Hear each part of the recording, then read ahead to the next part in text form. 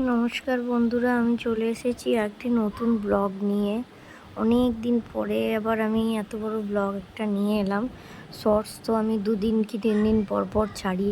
আগে রোজ দিতাম, এখন পারি না, একটু কাজের চাপে রয়েছি। আর আমার বাচ্চা দুরন্ত, বাড়িতে অসুস্থ মেম্বার আপনারা জানেনই।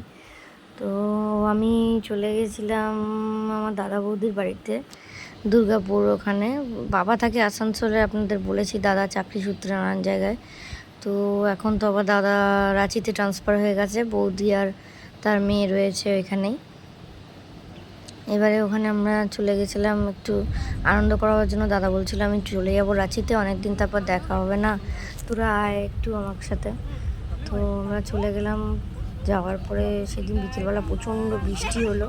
বৃষ্টি হওয়ার পরে দাদার সাথে গাড়িতে করে আমরা সবাই, দাদার ফোর হুইলারে করে আমরা সবাই বেরিয়ে গেলাম একটু বিগ বাজারে একটু ঘুরবো। সিটি সেন্টার চলে গেলাম, স্পেন্সার্স, বিগ বাজার, এগুলো একটু ঘুরবো করে। তারপর ওখান থেকে দাদা বলল আমাদের এখানে ভূতের রাজা দিলবর রেস্টুরেন্ট করেছে, চল আমরা ওখানে খেতে যাই। তোদের জন্যই আমরা অপেক্ষা করছিলাম। তো এতদিন আমি যাইনি, বসদের সাথে গেছিলাম, তোর বৌদিকে নিয়ে যাইনি এখনও। আমরা ঘুরতে যাই, ওখানে খাওয়া দাওয়া করে রাত্রে ডিনারটা আমরা ওখানেই সেরে নিয়েছ।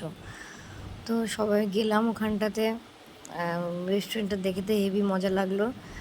মানে একদম মনে হলো যে ছোটোবেলা সেই হীরক রাজার দেশে, তারপরে গুপি গাইন, বাঘা বাহিনী, এই জায়গাগুলো মনে হচ্ছে দেখছি। তো এই দেখুন ফটো সেশন চলছে, বৌদি ফটো তুলে দিচ্ছে দাদার মেয়েকে আর আমার ছেলেকে। তো ছেলে তো শুরু করে দিয়েছে কখন খাবো কখন খাবো। ছেলে আমার নাড়ু গোপাল, খেতে খুব ভালোবাসে। হ্যাঁ, তো আপনারা এর আগে ওর কেক খাওয়ার দৃশ্য দেখেছেন। তো এই সুযোগে আমি একটু পুরো জায়গাটার একটু ভিডিও করে নিলাম, বেশ মজা লাগছিল। আর এনারা এদিকে ফটোশ্যুট করছে, ছেলে দাঁড়াবে না কিছুতেই, ভেতরে যাবে কতক্ষণে। তো তারপরে আমরা চলে গেলাম উপরে, সিঁড়ি দিয়ে উঠছি প্রত্যেকটা স্টেপে, মানে মনে হচ্ছে পুরোনো দিনে ফিরে গেছি। আপনাদের এই সাথে ভিডিওটা শেয়ার করতে আমার খুব ভালো লাগছে, মানে একদম অন্যরকম পরিবেশ একটা। দেখুন ভেতরটা কি ভালো লাগছে, মনে হচ্ছে মানে যেন পুরোনো দিনে ফিরে এসেছি। এটা একটা ভুতুড়ে রুম, এটা শনিবার রবিবার করে খোলে এটা। এটাতে ভুতুড়ে মিউজিক হয় আর এরকম টাইপের ব্লু টাইপের রুমটা হয়ে থাকে, তাই ভিডিওটা করলাম।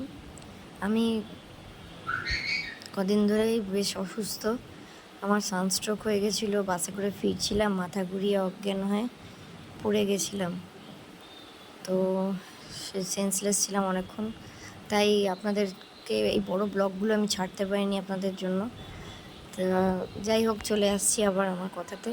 তো আমরা ওখানে খুব আনন্দ করলাম, ওখানে খাওয়া দাওয়াও খুব ভালো আর সার্ভিস খুব ভালো ওখানকার, ওইভাবে সেজে গুজে সব করছে, দিচ্ছে খাবার।